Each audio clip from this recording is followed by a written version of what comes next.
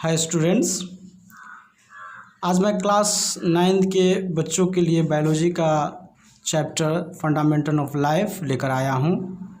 बच्चों, इसमें सबसे पहले हम देखेंगे डिस्कवरी ऑफ सेल।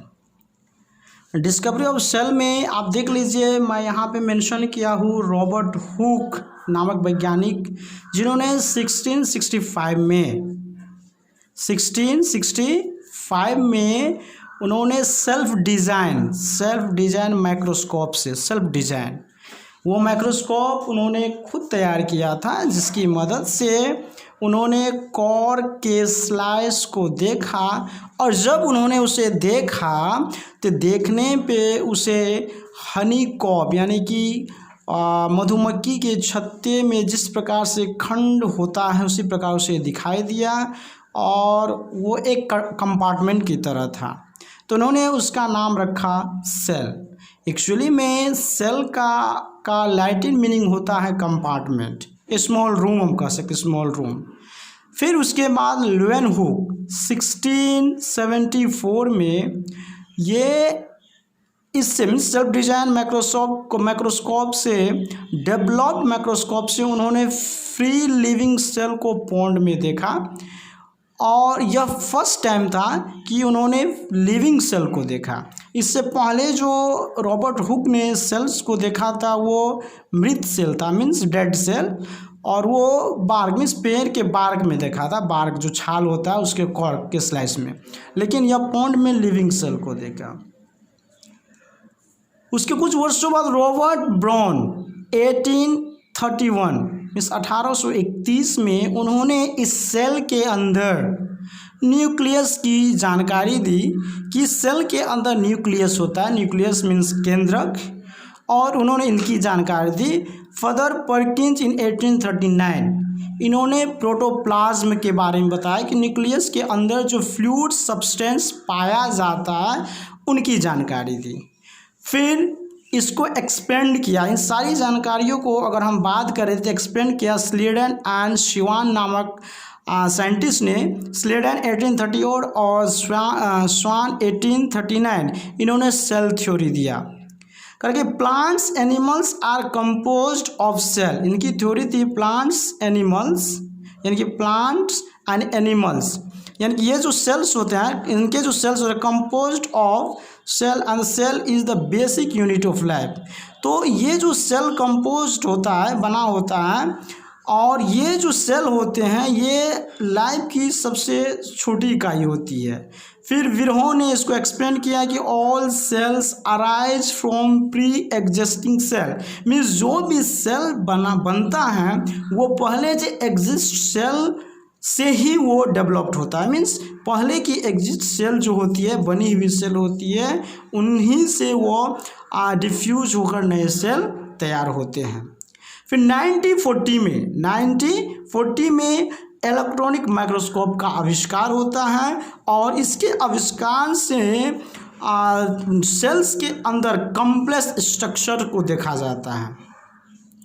मैं अभी आपको बहुत सारे वैज्ञानिक जो साइंटिस्ट हैं सेल की जो डेफिनेशन देती है, उनका कहना है कि cell is the structural and functional unit. यह जो सेल होता है यह स्ट्रक्चरल और फंक्शनल यूनिट, संरचनात्मक और क्या क्रियात्मक इकाई होती है सजीव शरीर की। किस शरीर की? सजीव शरीर की।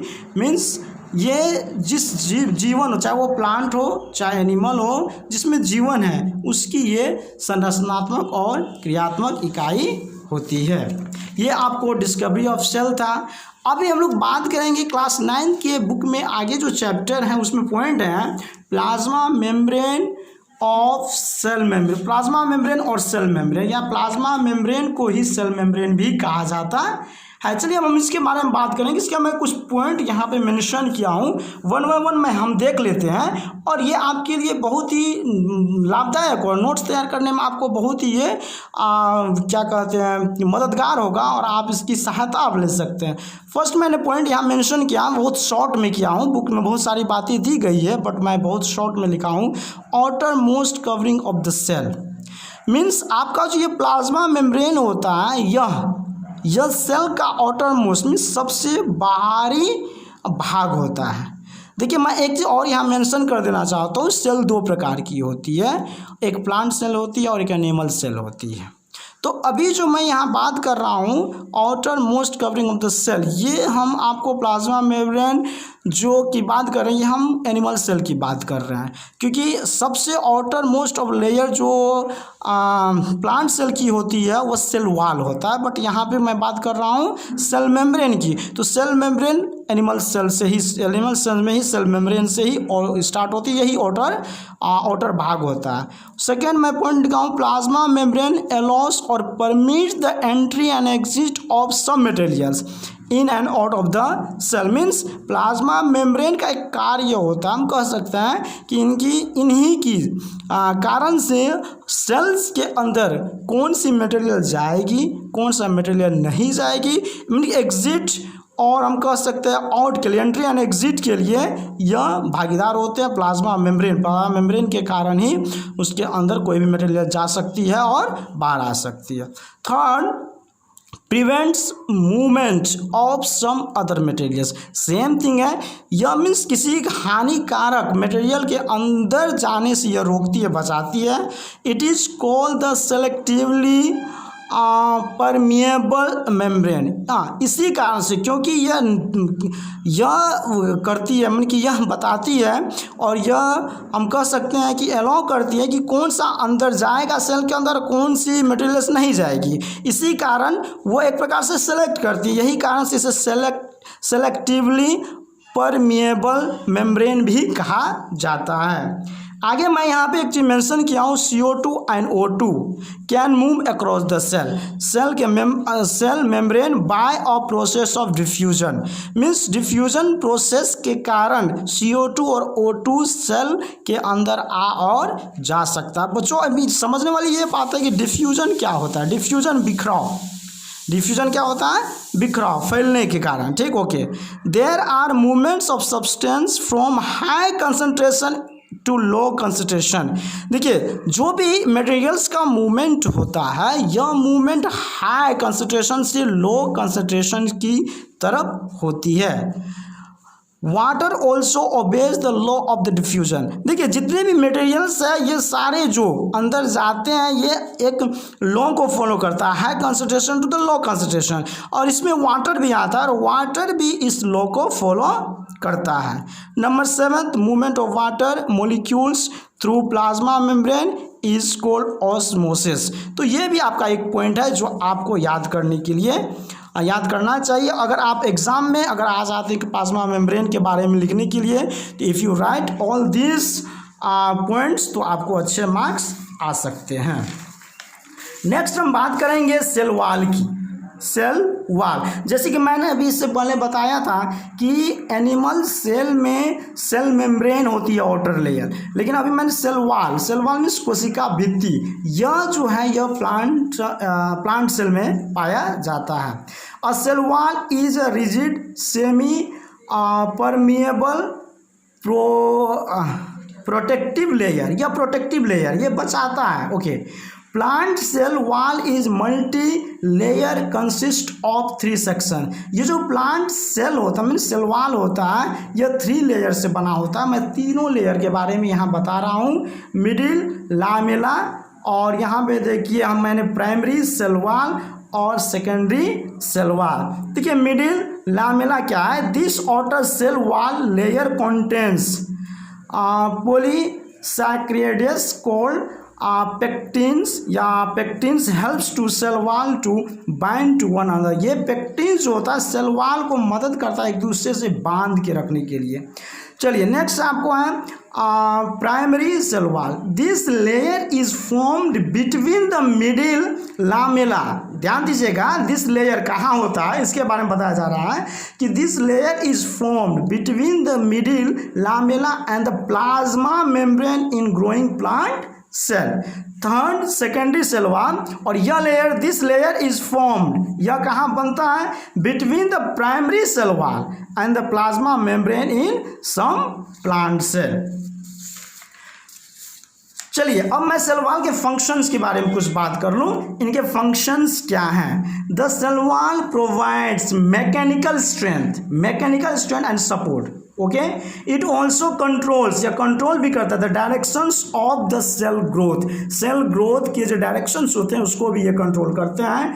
और सेकेंड है विथस्टैंड टर्गोर प्रेशर, टर्गोर प्रेशर के बारे में वो क्या होता है तो मैं ऑलरेडी यहाँ मेंशन किया हूँ ताकि आपको दिक्कत ना हो कि टर्गोर प्रेशर होता क्या है। Turgor pressure is the force, यह एक फोर्स है एक्सर्टेड अगेंस्ट द सेल, यह सेल के अगेंस्ट में प्रेस करता है। वह as the contents of the cell push the plasma membrane against the cell wall, या सेल वॉल के अगेंस्ट प्लाज्मा मेम्ब्रेन को पुश किया जाता है, मीन्स धक्का दिया जाता है। उसके बाद थर्ड है regulate growth, the cell wall sends signals, ध्यान दीजिएगा, the cell wall sends signals for the cell, किसके लिए, सेल के लिए, to entry the cell cycle in order to divide and growth. Means cell का एक चीज होता है कि सेल डिवाइड करता है और ग्रोथ करता है, मीन्स से एक नया पुराना सेल जो होता है यानी कि हम कहेंगे प्री एग्जिस्टिंग सेल जो होता है वो डिवाइड करने के बाद ही ग्रोथ करता है।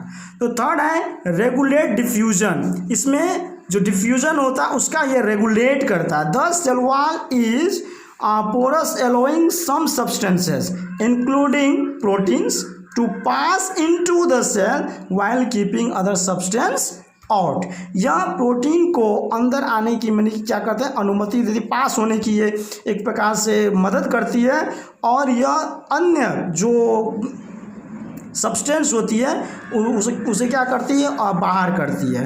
नेक्स्ट है communications, cell communicate with the one another via plasmodesmata. उसके बाद में यहाँ क्या, the cell wall provides a barrier, cell wall क्या है, प्रोवाइड्स करता है barrier to protect against plant viruses.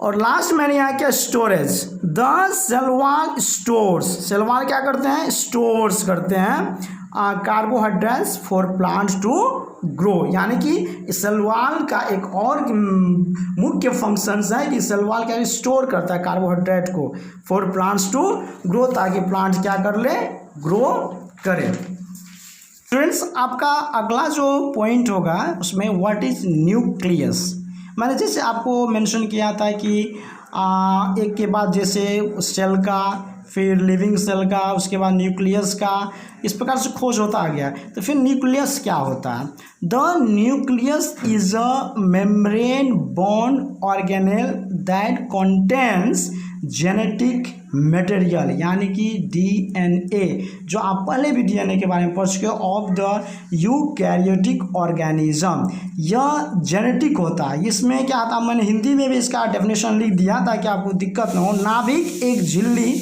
बाह्य अंग है जिसमें यूकैरियोटिक जीवों की आनुवांशिक सामग्री होती है, मीन्स जो इनका गुण जाता है वो ये न्यूक्लियस से ही होता है। इसके बारे में देखिए मैं क्या बताया हूँ, स्ट्रक्चर ऑफ न्यूक्लियस, इसका स्ट्रक्चर्स कैसा होता है। It is generally the most prominent organelle in the cell.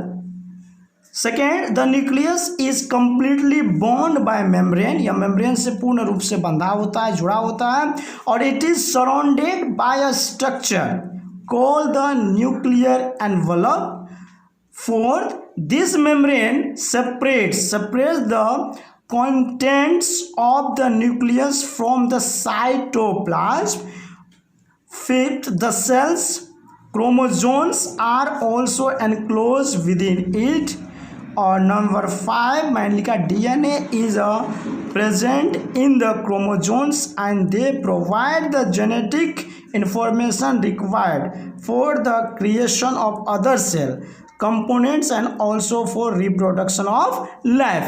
आम की बुक में मुख्य रूप से इस पॉइंट के बारे में चर्चा की गई है कि स्ट्रक्चर ऑफ न्यूक्लियस में जो डीएनए होता है या इसके बाद जो इनके द्वारा जो नए सेल का निर्माण होता है उसमें जो भी गुण जाते हैं वो इसी से जाते हैं। इसलिए आपको ये ध्यान देने वाली बात, जब आगे आप पढ़ोगे तो यूकैरियोटिक और प्रोकैरियोटिक कोशिकाओं के बारे में पढ़ोगे और ये देखोगे कि एक सेल से दूसरे सेल में उनके जो लक्षण और गुण होते हैं कैसे ट्रांसमिट होते हैं। Thank you students. नेक्स्ट आपका जो टॉपिक है मैं आपको अगले क्लास में लेकर आऊँगा। Thank you.